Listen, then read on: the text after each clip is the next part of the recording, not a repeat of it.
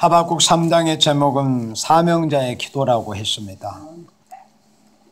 사명자가 큰 환난을 앞에 놓고 무슨 기도를 어떻게 해야 할 것인가를 하박국 선지자의 기도를 통해서 모범으로 우리에게 보여주셨습니다. 그래서 이 마지막 시대에 하나님께서 사명자로 쓰시기 위해서 창세전부터 택정하시고 정하신 때 부르신 모든 남녀노소 종들은 바로 이 하박국 선지자가 하박국 3장에 올린 이 기도를 누구라도 할 수 있는 그런 감동을 하나님이 주시는 것입니다. 그래서 정말 우리가 이 마지막 시대 하나님의 영광을 위해서 하나님의 영광의 뜻을 이루는 일을 위해서 쓰임을 받기로 택하심을 입어 부르심을 받은 생명들이라면 반드시 이런 기도를 하게 됩니다. 배워서도 하기도 하고 들어서 하기도 하고 또 하나님께로부터 성령의 감동이 내게 직접 와서 하기도 합니다. 그런데 사명자로서 어떤 기도를 해야 할 것인가? 정말 중요한 사실이죠. 우리가 이 마지막 시대에 어떤 기도를 해야 될 것인가? 그런데 하박국 선지자가 1절에 이 기도를 하나님 앞에 성령의 감동으로 올릴 때 시기온옷에 맞춘 바 그랬습니다. 시기온옷은 슬픔의 노래를 뜻한 음악의 용어입니다. 그러니까 그 슬픈 가락에 맞춰서 하나님 앞에 이렇게 하박국 3장 2절 이후에 이 내용으로 하나님 앞에 정말 불타는 사명감을 가지고 하나님 앞에 기도했습니다. 불타는 사명감을 가지고. 그래서 우리 인간은 다 우리가 피차에 아는 것이지만은 부족하지 않는 사람이 어디 있습니까? 전도서 7장 20절 말씀에는 세상에 선을 행하고 악을 행치 않는 사람은 없다고 했는데 모두가 다 부족하잖아요. 그런데 히스기야 선지자를 우리가 보아도 그렇고 또 하박국 선지자 여러 선지자들을 보면은 인생은 다 부족한 부분이 있습니다. 그렇지만은 정말 사명감을 가지고 그 생명의 어떤 건강이나 생명의 그 위태함이 있음에도 불구하고 사명감을 가지고 하나님께서 내게 맡긴 사명을 또 내게 맡긴 나라를 또 내게 맡긴 교회와 주님의 피로 값주고 사신 양무리들을 위해서 내가 사명을 감당을 해야 되겠다는 그런 불타는 사명감을 가지고서 하나님을 바라보면은 심지어 히스기야 왕을 통해서 우리가 보는 것처럼 생명을 연장시켜서라도 하나님은 사명을 하게 하십니다. 예. 그만큼 우리가 사명에 불타는 종들이 돼야 됩니다. 그러니까 사명감에 불타. 물론 우리 인생은 부족하다니까요. 부족하지 않은 사람이 어디서 다 부족합니다. 저 역시도 한없이 부족합니다. 그렇지만은 하나님께서 이토록 부족한 인생에게 감히 나 같은 인생에게 하나님이 일을 할 수 있도록 우리를 부르시고 또 뭔가 일을 맡기셨다는 것에 대해서 얼마나 감사합니까? 아멘. 우리가 어떤 자격에 의해서 하나님 앞에 쓰임을 받는다면 이 세상에 쓰임을 받을 수 있는 사람이 누가 있겠습니까? 아무도 없습니다. 오직 하나님의 은혜로, 하나님의 은혜로. 그런데 이 부족한 인생들을 불러서 당신의 뜻을 이루는 일을 위해서 쓰신다고 하니 얼마나 감격스럽지 합니까? 그런 은혜를 생각하면서 정말 우리 가슴에서 타고난 사명의 불길이 이제 지펴 올라와야죠. 오늘 2019년 첫날을 맞이해서 이 2019년에 특별히 우리 모두가 저나 여러분들이나 정말 그 중심에는 주의를 부응케 되기를 정말 사모할 겁니다. 그래서 오늘 이 3장 1절로 2절 말씀을 보면서 왜 우리가 하박국 선지자가 올렸던 그 기도를 이 마지막 시대에 우리가 다시 해야 될 것인가? 그리고 어떤 기도를 이 시대에 해야 될 것인가? 우리가 하나님 앞에 사명을 받은 우리는 이제 지금도 우리가 나름대로 사명을 하고 있는데 결국에는 마지막 사명자라고 하는 것은 변화송도가 되는 거잖아요. 14만 4천 입맞은 종들이 돼야 되잖아요. 그러니까 아무리 내가 큰 일을 하고 싶고 정말 꿈은 막 세계민족 내가 다 살리고 싶고 한란나라의 양떼 살리고 싶고 북진에서 철회장막 속에 저 고통받는 우리 동포들을 해방시켜주고 싶지만은 내가 하나 앞에 입맞는 종이 되지 못하면 아무 소용이 없습니다. 그는 꿈에 불과합니다. 예. 그래서 임을 맞아야 되는 거예요.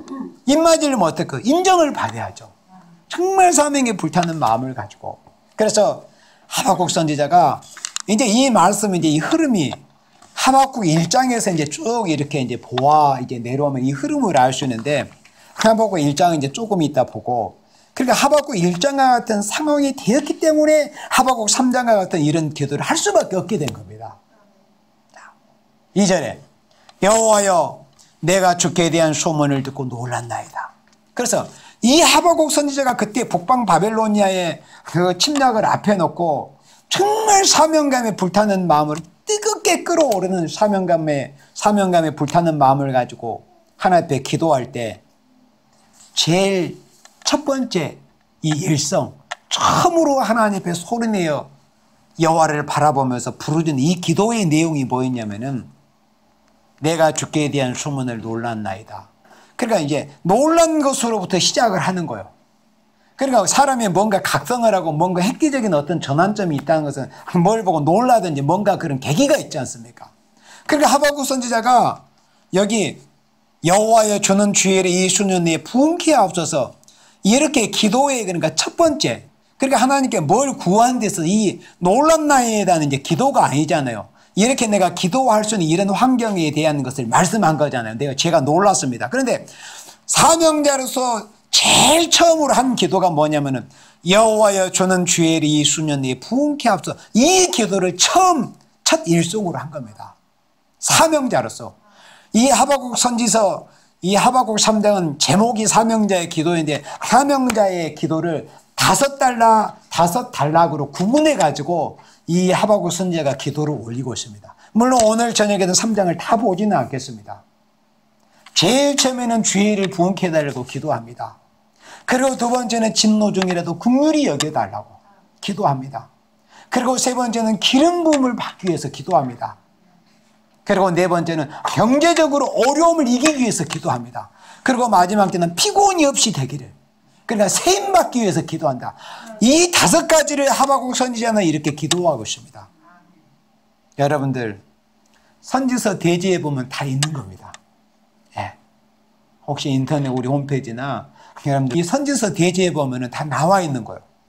이 다섯 가지 주제를 가지고 정말 이 뼈 끓는, 그러니까 이 피 끓는 막 뼈의 그 고통을 느끼면서 여기 3장 16절에 보면 뼈의 고통을 느끼거든요.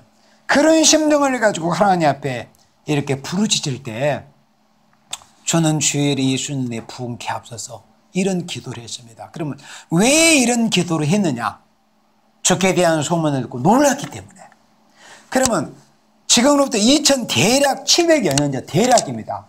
대략 바벨론의 침략을 앞에 놓고 이런 기도를 할 수밖에 없었는데 왜 이런 기도를 하게 되었는가? 주께 대한 소문을 들었다는 거예요. 그러면 하박국 선지자가 지금부터 2000 수백 년 전에 들었던 그 소문을 지금 이 시대를 살고 있는 우리들도 지금 듣고 있습니다. 여러분들 혹시 모르세요? 우리도 우리 하나님께로부터 주께 대한 소문을 듣고 지금 이 소문을 듣고 있어요. 그런데 다 듣는 사람의 이 개인 차이에 따라서 또는 교회의 차이, 어떤 단위의 차이에서 다 반응이 다릅니다. 우리도 실제로 하박국 3장 2절처럼 하박국 선지자처럼 우리가 주께 대한 소문을 지금 다 듣고 충분히 듣고 넘치도록 지금까지 들어왔습니다. 지금 상황이 더욱 그렇고, 그런데도 아쉽게도 영적으로 잠들어 있는 생명들은 모르는 거죠. 지금 이 상황이 얼마나 위급한지. 그래서 하박국 선지는 주께 대한 소문을 놀랐습니다. 듣고서. 그럼 어떤 소문을 듣고 놀랐느냐? 우리 하박국 1장 5절 말씀을 보도록 합니다. 하박국 1장 5절에 이런 소문을 들었던 것입니다. 그러니까 하박국 선지자가 사명자로서 기도할 수밖에 없었던 상황은 바로 하박국 1장 2절로 4절에 같은 그런 상황이었습니다. 국내의 어떤 정치적인, 어떤 종교적인 그런 상황, 사람들의 부패한 모습, 도저히 선을 찾아볼 수 없고 공의를 찾아볼 수 없고 율법은 해이해지고 공의가 전혀 실행이 되지 않는 그런 상황이었는데 거기에 더하여, 그러니까 설상가상으로 5절 같은 이런 소문을 하나님께 듣게 된 겁니다. 이러므로 율법이 해야 5절입니다. 여호와께서 가라사대 너희는 열국을 보고 또 보고 놀라고 또 놀랄지어다. 지금 누가 말씀하십니까? 여호와께서 가라사대. 하나님께서 하박국 선지자에게 지금 말씀해 주고 계시는 겁니다. 그러니까 여기 3장 2절에서 여호와여 내가 주께 대한 소문을 듣고 놀랐나이다. 하나님께로부터 주님께 대한 소문을 듣고 놀랐는데 그 소문의 내용이 뭐냐면은 바로 하박국 1장 5절 같은 이런 상황입니다. 바로 북방으로부터 환란이 온다. 이 소문을, 이 경고를, 이 소식을 하나님께 들은 겁니다. 우리도 지금 충분히 듣고 있습니다. 여러분들. 겉은 평화하지 않아요. 근데 선지서에 보면은 평화의 가정이 있고 그 다음 단계가 뭡니까? 환란 전쟁입니다. 그렇다면은 어떤 뭔가 평화를 운운하면서 평화를 앞세우면서 어떤 평화로운 그런 이 어떤 환경 무드를 조성하게 그런 과정이 보였다는 건 뭡니까? 환란이 온다는 거예요. 아시겠죠? 그러니까 저들은 괴울적인 평화를 외치는 자들은 평화하지 우리는 선지서를 알고 있는 입장에서 그 다음 단계가 환란이 온다는 것을 알고 있기 때문에 바로 괴울적인 평화를 부르짖는 저런 모습들을 보면서 북방으로부터 환란 올 때가 임박했구나. 성경 말씀을 통해서 우리는 소문을 우리가 지금 충분히 듣고 보고 있습니다. 5절에 다시 봅니다. 여호와께서 가라사대 너희는 열국을 보고 또 보고 놀라고 또 놀랄지어다. 너희 생전에 내가 한 일을 행할 것이라. 여호와 하나님께서 이렇게 말씀하십니다.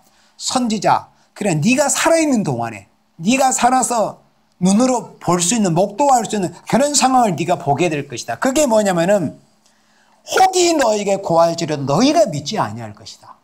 혹이 어떤 사람이 아무개가 누가 와서 이만저만하다. 그러니까 여호와께서 북방으로부터 그때 당시에 그 바벨론이라는 그 강대한 제국을 들어서 하나님의 부패한 백성이었던 유다 그리고 예루살렘 하나님의 이름으로 일컬음을 받는 성전을 다 부셔버린다는 그런 소문이 들려진 거예요. 여호와께로서 여기서 한 일이 뭡니까? 이제 하박국 선지자를 통해서 이렇게 경고를 하셨지만은 우리는 이미 역사의 그 끝자락을 이미 찾고 있기 때문에 이 일이 무슨 일이었다는 것을 다 알고 있습니다. 유다가 망했습니다. 예루살렘이 1년 반 포위 그 기간을 거쳐서 자비한 부녀가 자기 자식을 삶아 먹었어요. 아까 우리 집사님 기도하실 때 나를 위해서 울지 말고 누구를 위해서 울어? 너희 자녀를 위해서 울라고 기도했잖아요. 그러니까 에레미야 애가 성경을 보면은 자비한 부녀가 자기가 나한테 열매를 삶아 먹는다는 그런 말씀이 있습니다. 그 말씀이 실제로 이루어졌어요. 예루살렘이 1년 반을 바벨론에게 포위당하고 있을 때 먹을 것이 없으니까 기근이 와가지고 그러니까 그런 일이 온다는 것을 지금 여기 1장 5절에서는 말씀한 겁니다. 너희 생전에 내가 이 한 가지 일이라는 거 이게 뭐냐면 바벨론에 의해서 하나님의 백성 그것도 거룩한 도성이라고 일컫는 거룩한 성도 예루살렘이 망한다는 거예요. 그리고 거기에 대하여 하나님의 이름으로 일컬어지는 성전이 도리에 돌 하나 남지 않고 완전히 부셔져 버린다는 거. 이 한 일을 행한다는 것을 경고하신 겁니다. 한 일을 행할 것이다. 그런데 얼마나 안타깝게도 그 다음에 뭐라고 말씀했습니까? 혹이 너에게 고할지라도 믿는다고요? 너희가 믿지 아니할 것이다. 그러니까 지금도 2700년 전에 그 상황과 똑같은 상황입니다. 북방으로부터 환란이 온다고 이렇게 하면은 정말 미친놈 소리 들을 겁니다. 지금 이 종북 정권이 얼마나 물론 그게 가짜 평화고 개울 평화지만은 얼마나 그 평화라는 것을 앞세고 키치프리를 들고 평화 하지 않습니까? 그런데 우리 교회에서 그거는 거짓 평화다. 속는 거다. 결국은 속아 넘어가지. 결국은 그걸에서 평화가 오는 게 아니다. 인위적인 평화는 인위적으로 끝나고 만다. 그러면은 다 미쳤다고 할 겁니다. 미치광이라고 할 겁니다. 미치광이. 이 말씀대로 되는 거예요. 그러니까 하박국 선지자가 바벨론의 침공을 앞에 놓고 하나님께로부터 이렇게 말씀을 경고로 받았잖아요. 소문을 들을 때 자기가 하나님께 받은 이 경고를 누구의 인간은 자기의 동족이었던 유다 백성들에게 외쳤을 거 아니에요. 그런데 그들이 들었다고요? 하나님이 미리서 말씀한 너희가 믿지 않을 것이다. 지금도 똑같은 양상입니다. 그때 하박국 선지자가 살고 있을 당시에 유다 백성이 지금의 어디에 해당이 될까요? 교회에 해당이 됩니다. 오늘의 교회들, 주님의 피로 값주고 사신 영적 이스라엘 된 교회들, 하나님의 백성들, 그리고 하나님과 가깝다고 하는 사람들, 목회자, 교역자, 재직들, 하나님과 가깝다고 하는 사람들부터 주님께서 피로 값주고 사신 교회들이 믿지 않는다는 거예요. 믿지 않는다. 혹이 너에게 고할지라도 너희가 믿지 아니하리라. 이 말씀, 이 경고대로 결국에는 역사가 이루어졌습니다. 예, 정말 비극이었죠. 자기 자식들을 삶아먹는 그런 비극이 있었으니까. 그러나 믿지 아니할 것을 말씀했습니다. 그리고 천하열왕이 에레미야가 4장 12절에서는 그 말씀이 있습니다. 대적과 원수가 예루살렘으로 들어갈 줄은 천하의 모든 열왕이 믿지 못했다. 세상 열왕이 천하 모든 백성이 믿지 못하였도다. 이렇게 말씀했습니다. 지금도 마찬가지입니다. 북방 세력이 결국에는 마지막에 북방으로 또 환란을 일으켜서 아시아를 중심으로 해서 전 세계 전반적으로 남침하는 일이 온다. 저 평화는 가짜 평화다. 저 개울적인 평화 그 다음 단계가 북방의 환란이다. 안 믿어요. 안 믿을 겁니다. 틀림없이. 여러분들 전해보세요. 이 말씀 그대로. 혹이 너에게. 그래서 여기서 성경에서 말씀하는 이 혹이 있잖아요. 혹자, 암흑의. 이 혹이 여러분들이 돼야 됩니다. 여러분들이 저 괴울평화, 가짜평화에 취해가지고 좋은 세상이 오려니, 평화로운 세상이 오려냐고 잘못된, 정말 에레미야 51장의 말씀처럼 하나님께서 미치게 하는 잔을 부어버렸거든요. 그래서 이 세상 사람들을 치고 제정신 가지고 사는 사람들이 찾기 어려워요. 성령의 감동으로 말씀을 삼하고 성령의 다스림을 받고 사는 여러분들 같은 생명들 말고 대체적으로 이 제정신이 아닙니다. 그게 성경입니다. 에레미야 51장에 그렇게 되어 있어요. 하나님이 그 미치게 하는 잔을 마시게 해버렸다고 그랬습니다. 제정신으로 살지 않습니다, 사람들. 그러니까 하나님의 말씀, 바른 말씀을 드리려고 하지를 않습니다. 하나님의 말씀, 북방 환란이 온다고 해도 미친놈이라고 하겠죠. 이 딱 성경 말씀들, 혹이 너에게 고할지라도 믿지 아니할 것이다. 어떤 말씀? 자, 6절에 보라 내가 사납고 성급한 백성 그 땅의 넓은 곳으로 다니며 자기의 소유 아닌 그할 곳들을 점령하는 갈대아 사람을 일으켰나니. 그래 구약의 역사적으로는 갈대아 사람 바벨론 사람들이었습니다. 그런데 지금은 계시록 18장에 바벨론이 망하는 광경이 보이잖아요. 그런데 실제는 이 신바벨론이 그 느부갓네살에 의해서 제국화되었던 그 신바벨론이 벨사살 왕 때 실제로 역사적으로 망했거든요. 그런데 요한계시록은 신바벨론이 망한 후에 기록된 성경이 요한계시록이에요. 그럼 요한계시록 18장에 그 바벨론은 어디 바벨론을 말씀하겠어요? 그때 바벨론은 다 망한 후인데, 그로부터 수백 년이 지난 후인데 이 종말의 바벨론을 말씀한 겁니다. 종말의 바벨론. 그래서 인간 종말에 계시록 18장 같은 이 세상이 온통 음료화된 바벨론이 있고 저 북방의 강한 세력 바벨론도 있고 그럽니다. 북방이 구약시대에 하나님의 분함의 몽둥이로 들어쓰셨던 북방 세력 그 바벨론을 하나님이 이렇게 사납게 들어쓰신다는 거예요. 보라 내가 사납고 성급한 백성 땅의 넓은 곳으로 다니면 자기 소유 아닌 거. 원래 공산주의자들이 자기 거 아닌 걸 탈취하잖아요. 우리나라도 보세요. 사회주의로 지금 거의 가고 있잖아요. 자기 거 아닌 거. 그러니까 말은 얼마나 복지, 평등, 인권. 그러니까 그런 말을 우선 듣긴 듣지만 실제 그게 사회주의로 가고 있는 겁니다. 그러니까 엄밀히 말하면 결론은 공산주의거든요. 그러니까 우리 세일교에서 이 예언의 말씀을 무장하지 않으면 지금 우리나라가 사회주의로 또는 결국 정착력인 공산주의로 가고 있다는 것을 잘 알지 못합니다. 인간 종말이 그렇게 돼 있는데.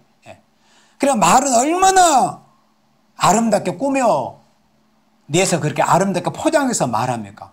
뭐 평등, 인권, 복지 뭐 얼마나 듣기 좋습니까? 네.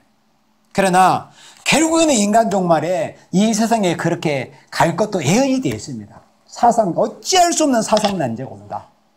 그래서 하박국 선지자가 이런 소문, 북방으로부터 환란이 이렇게 온다는 소문을 들었어요.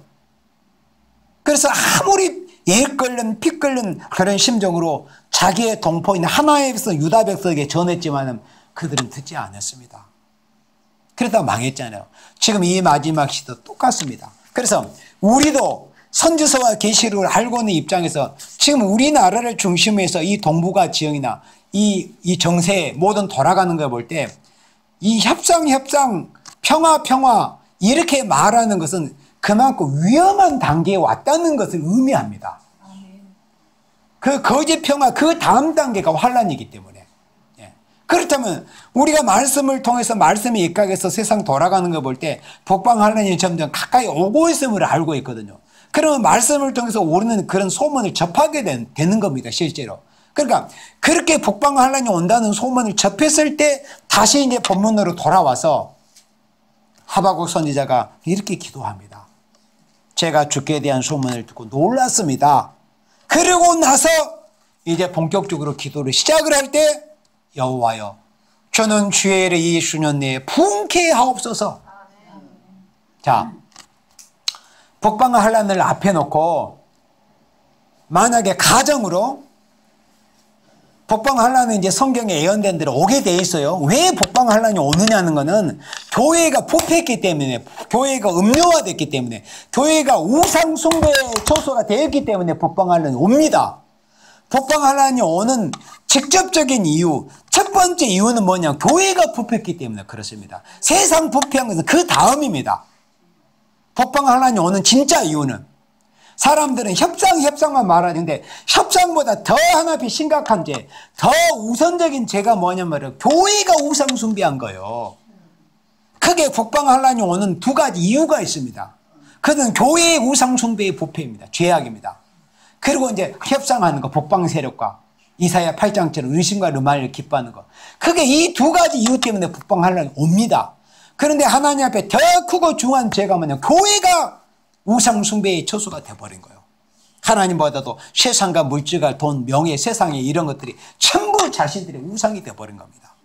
그래서 격려화된 변질된 교회를 심판하기 위해서 북방 세력을 하나님이 몽둥이로 들어서 쓰신다는 겁니다. 이런 소문을 듣고 놀라지 않을 수 있습니까? 그 하나님께서 북방 세력을 들어 쓰실 때 그 몽둥이를 들어맞는 교회의 형편이 어떻다는 것은 선지서의 전반에 걸쳐서 다 기록이 됐습니다. 한 예로 에스겔 9장 같은 경우는 성전 안에 시체로 쌓여진다고 그랬습니다. 예, 그렇게 무섭습니다. 환란 그냥 넌지 생각할 수 있지만 그냥 환란은 어렵겠지, 무섭겠지. 그렇게 무서운 환란이 온다는 거예요. 그러니까 그런 환란이 온다는 것을 듣고 우리가 놀랄 수밖에 없는 거죠. 주께 대한 소문을 듣고 놀랐습니다. 놀랐으면 어떻게 해야 돼요? 그냥 들어서 바들바들 떨고만 있어야 돼요?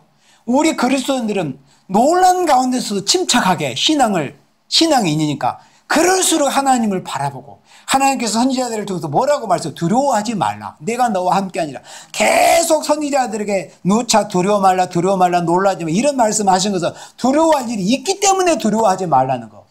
그 두려워할 일 중에서도 큰 두려운 일이 북방으로부터는 환란입니다. 북방으로. 이런 환란의 소문을 들었을 때 하나님 앞에 기도할 수밖에 없는 거예요. 북방을 하는 앞에 놓고. 그럼 왜 북방 환란이 오는데 주의 일이 부흥케 되면 도대체 뭐가 어떻게 됐는데? 북방 환란이 오는 때를 앞에 놓고 만약에 주의 일이 부흥케 되지 않는다고 가정을 한다면 어떻게 될 것인가? 교회는 전멸합니다. 북방 환란이 오는 때를 앞에 놓고 주의 일이 부흥케 되지 않는다면 오늘의 교회 중에 살아남을 자가 없다니까요. 저부터도. 다 죽어야 돼요. 북방한테 짓밟혀가지고 주의 일이 부흥케 되지 않는다면, 임마된 종들이 일어나지 못한다면, 초대교회가 세워져서 그 초대교회로 택한 백성들이 들어가 보호받지 못한다면 그 또 차 밖에 다 그냥 깔아 뭉개지고 진멸을 당하는 거. 그래서 복방을 하나님 오는 때를 앞에 놓고 반드시 주의를 부흥케 대해야 할 이유가 거기 있는 겁니다. 이게 너무나 심각한 일이거든요.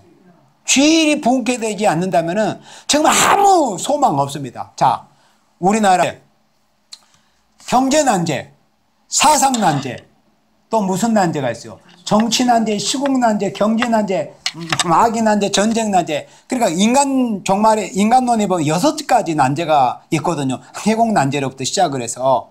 그런데 그런 난제들이 있는데, 그런 난제들도 많지만은 가장 중요한 게 뭐냐면은 주일이 부흥케 돼야 돼요. 만약에 주일이 부흥케 된다면은 시국난제, 정치난제, 전쟁난제, 경제난제 이런 난제들이 자동으로 해결이 됩니다. 주일이 부흥케 되면 난제가 해결이 되는 거예요. 그런데 주일은 뒷전에 내두고 내가 경제 문제를 어떻게 해결해 보려고 한다? 그러면 그게 되는 게 아니에요. 순서가 그렇습니다. 예를 들어서 아무리 자기가 어떤 경제적으로 부를 이뤄놓는다고 할지라도 주일이 부흥케 되지 못하고 무방비 상태에 있다면 결국 누구 좋은 일을 하라고? 복방 좋은 일을 하는 거예요. 힘써 놀아가고 힘써 돈 벌어서 힘써 바벨탑을 쌓아 놓았을지라도 주일이 부흥케 되지 못해가지고 복방으로부터 환란이 오는 날에 준비가 되어 있지 않는 사람은 자기가 일생을 고생한 것에서 고스란히 빨갱이들한테 갖다 바쳐야 됩니다. 다 탈취를 당합니다. 그래서 주일이 부흥케 돼야 하는 것이 중요하다는 겁니다.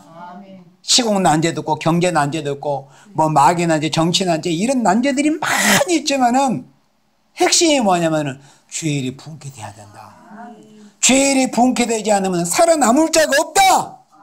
그래서 주일이 부흥케 돼야, 이게 현실적인 문제입니다. 복방을 하려는 앞에 놓고 이제 복방하려니 가까워오는 모습이 보여지잖아요. 협상 그 다음 순서라니까요. 협상의 기간이 얼마인지는 우리 인간은 알 수 없습니다. 그 기간은. 거기에 대해서 우리가 함부로 말을 할 수가 없어요. 참 조심스럽기 때문에 알 수 없습니다. 그러나 분명한 것은 그 다음 순서는 복방으로부터 환란이 온다는 것은 틀림없습니다. 그게 거짓 평화이기 때문에. 그래서 이사야 33장의 평화의 사신들이 그냥 슬피 울게 되는 거예요. 결국에는 하다 보니까 거짓 평화를 위해서 그렇게 한 겁니다. 속고 말 거짓 평화를 위해서 수고했던 겁니다. 그런데 복방 세력의 조약을 파고 걔는 본색을 드러냅니다. 대로가 항폐하고 행인이 끝쳐버립니다. 공기가 불이 된다고 했습니다. 이런 무서운 환란이 옵니다. 그래서 우리가 여러 가지 해결해야 될 문제도 많이 있고 어려운 난제도 많이 있지만은 가장 중요한 것이 뭐냐면 주일이 부흥케 돼야 돼요. 주일이 부흥케 될 때 인정받은 종들이 일어나고 입맞은 종들이 일어나서 택한 백성을 살려서 주님의 복된 초대교회를 이끌어 들여서 그 초대교회의 보호를 받아야만이 복방으로부터 환란이 올 때 택한 백성이 복방 환란이 올 때 피해를 당하지 않고 환란과 재앙을 면하고 안식의 축복을 받을 수 있습니다. 그런데 주일이 부흥케 되지 않는다면 그 모든 것이 되지 않는 거예요. 그냥 고스란히 짓밟히고 마는 것입니다. 그래서 여러 가지 우리가 힘써 해야 될 일, 신경 써야 될 일, 열심히 해야 될 일 있잖아요. 그리스도인 아무리 그러니까 환란이 가까웠지만 또 우리가 열심히 해야 될 일을 해야 되지 않습니까? 안 그래요? 그러나 목적을 어디에 두느냐? 그리고 어떤 것을 우선시해야 되는가? 또 뭐가 더 중요한가? 이런 선후 관계는 우리가 분명히 두고 해야 됩니다. 복방과 환란이 오면은 준비되지 못한 사람은 아무 소용이 없습니다. 아무리 경제적인 어떤 업적을 이루어 놓고 또 세상에 어떤 업적을 이루어 놨을지라도 복방이 짓밟히고만 그냥 복방 좋은 일하고 준비해 놓은 것밖에 안 되는 거예요. 그런 사람들은. 그래서 복방 환란이 올 때를 앞에 놓고 하박국 선지자가 이렇게 기도한 겁니다. 여호와여, 저는 주의를 이 수년 내에 부흥케 하옵소서. 이런 심정을 가지고, 그러니까 이 시대에 우리가 이 새 2019년을 맞아서 우리가 이런 심정을 가져야 돼요. 주님, 주일이 부흥케 되지 않는다면 저희들은 어떻게 되겠습니까? 무슨 소망이 있습니까, 주님? 마치 고린도전서 15장 19절에서 부활에 대해서 사도 바울이 증거할 때 고린도 교회에 이 그리스도인들에게 그리스도 안에서 바라는 것이 만약에 이 세상뿐이면은, 이 생뿐이면은 정말 그리스도인들처럼 불쌍한 인생이 없다고 그랬습니다. 그런데 사실은 그게 아니잖아요. 그리스도인들은 부활의 소망이 있어요. 내세 영생의 소망이 있어요. 그러니까 불쌍하지 않아요. 그와 똑같이 이 마지막 시대를 사는 주님의 피로 값주고 사신 교회들이 죄일이 만약에 부흥케 되지 않는다면 있잖아요. 세상에서는 불쌍한 인생들입니다. 왜요? 아니 이방인들은 나름대로 얼마나 누릴 거 누리면서 세상 것을 누리면서 잘 먹고 잘 살고 뭐 여기저기 놀러도 다니고 그 정욕을 발산하면서 얼마나 세상적으로 재밌게 삽니까? 그런데 그리스도인들은 그렇게 생활할 수가 없잖아요. 예수님을 만난 이전은 그랬을지라도 그 이후의 삶이라는 것은 그렇게 살 수가 없잖아요. 주를 위해서 우리가 살아야 되기 때문에 주님의 영광, 주님의 나라를 위해서. 그런데 주일이 부흥케 되지 못하고 실컷 평생을 예수 믿었는데 북방어 환란이 올 때 고스란히 그 환란에 빠져버린다면 얼마나 비극입니까? 안 그렇습니까? 그래서 주일이 부흥케 돼야 된다는 겁니다. 그래서 사명감을 가지고 여러 가지 해야 될 기도가 물론 많이 있어요. 여기 말씀에 뭐 두 번째, 다섯 번째까지. 그런데 그 여기서 사박국 3장에서 말씀하신 5가지 그 요지의 기도를 우리가 다 해야 되는데 그 순서, 그 차스가 그렇다 그겁니다. 제일 먼저 가장 중요하게 위선해야 될 기도가 죄를 부흥케 해달라고 기도해야 돼요. 그거 안 되면 아무리 돈 많고 건강해도 다 소용없습니다. 죄를 부흥케 되지 못하면 전부 고스란히 북방에게 짓밟히고 말 것이기 때문에. 그 다음 이 수년 내에 나타내시옵소서. 하박국 선지자가 이렇게 기도했습니다. 이 수년 내에 나타내시옵소서. 하박국 선지자도 그만큼 주님을 갈망했습니다. 이 수년 내에 나타내시옵소서. 얼마나 그 애틋하고 간절한 심령으로 하나님께 기도한 겁니다. 속히 이 수년 내에 나타내시옵소서. 하나님이 역사를 나타내시옵소서. 하나님이 역사해 주시지 않으면, 하나님의 주의를 부흥케 하는 그 능력의 역사를 나타내 주시지 않으면 우리는 다 죽습니다. 하박국 3장 3절로부터 12절의 내용이 이렇게 무서운 재림주의 심판이 있을 것이기 때문에 우리는 하나님 앞에 긍휼을 입어야 돼요. 그래서 진노 중이라도 긍휼이 있지 마옵소서. 그러니까 사명자로 기도할 때 두 번째 기도의 제목이 그거였습니다. 첫 번째는 죄를 부흥케 해달라는 기도요. 두 번째는 진노 중이라도 긍휼이 있지 마옵소서. 이 기도가 두 번째 기도였습니다. 우리는 긍휼을 입어야 됩니다. 예수님 다시 오시는 그때 그 누구도 우리가 이런 모습으로 주님 앞에 설 수 없기 때문에, 그리고 자신이 아무리 최선을 다한다 할지라도 다니엘, 요한과 같은 그런 분들이라도 주 앞에는 설 수 없다고 성경에서 보여줬기 때문에, 그래서 우리가 할 일을 최선을 다해서 주 앞에 주의를 부흥케 하는 일을 수고를 다 마치고 나서 마지막 제가 인간으로서 이렇게밖에 할 수 없었습니다. 아니면 제가 최선을 다했습니다. 그래도 안 되거든. 재림주 앞에는 설 수 없어요. 그러니까 최후의 마지막이 기도가 바라는 게 뭐냐면 주님 불쌍히 여겨주세요. 진노 중이라도 긍휼히 있지 마시옵소서. 그러니까 우리가 죄의 긍휼을 입어서 결국 예수님을 맞이합니다. 그런데 그 죄의 긍휼을 입으면 아무나 입을 수 있는 것이 아니라고 그랬습니다. 긍휼은 두 가지로 온다고 그랬어요. 우리가 이방인으로 예수님을 알지 못했을 때는 알지 못한 죄인된 인생들에게 하나님께서 독생자를 우리에게 보내셔가지고 우리가 긍휼을 베풀어 주셨습니다. 그런데 예수님 다시 오실 때 긍휼이란 그런 긍휼이 아니고 이미 하나님을 아는 하나님의 자녀고 그리스도의 종된 종들에게 얼마만큼 죄를 부흥케 하기 위해서 네가 모든 것을 다 희생하고 내려놓고 헌신의 삶을 살았느냐, 죄를 부흥케 하기 위해서 네가 힘을 썼느냐, 그것을 보고 긍휼히 여겨주신다는 겁니다. 그래서 죄를 부흥케 하시옵소서. 그리고 두 번째 기도가 진노 중이라도 긍휼히 있지 마옵소서, 이렇게 기도한 겁니다. 그래서 죄를 부흥케 해야 할 그 이유는 북방으로부터 환란이 올 것이기 때문에, 그리고 진노 중이라도 긍휼을 잊지 마옵소서 이렇게 기도하는 것은 바로 여기 3절로부터 12절까지 이 내용을 읽어보면 이렇게 심판 주님께서 무서운 주님으로 오시는 겁니다. 이런 주님 앞에 그 누구도 설 수 없어요. 그래서 이렇게 미리서 기도한 겁니다. 진노 중이라도 긍휼히 잊지 마시옵소서. 이렇게 일끓는 기도를 하나님 앞에 올리고 있습니다. 우리도 이 마지막 시대 하나님께 마지막 역사의 사명자로 쓰시기 위해서 우리가 부르심을 입었다면은 우리도 세상에 되어지는 일을 이 하나님의 말씀이라는 창을 통해서 보는 거예요. 그리고 하나님의 말씀을 통해서 이 소문을 듣는, 우리는 말씀을 통해서 소문을 들어야죠. 세상에 되어지는 일을 보면서 가장 정확한 게 진리가 성경 말씀이잖아요. 그래서 성경이라는 이 창을 통해서 세상을 바로 보는 거예요. 그러면 모든 것이 바로 걸러져서 성경의 틀 안에서 우리가 바로 보여지고 바로 들려집니다. 아, 그러면 세상이 지금 이렇게 되어져 가고 있구나. 하나님께서 우리에게 이런 말씀을 주시고 이런 소문을 우리에게 듣게 하시는구나. 그러면 말씀 안에서 우리가 소문을 듣고 하박국 선지자처럼 우리도 무릎 꿇어 하나님 앞에 기도해야 되는 거예요. 주여, 여호와여, 주는 주일이 이순이 부흥케 하옵소서.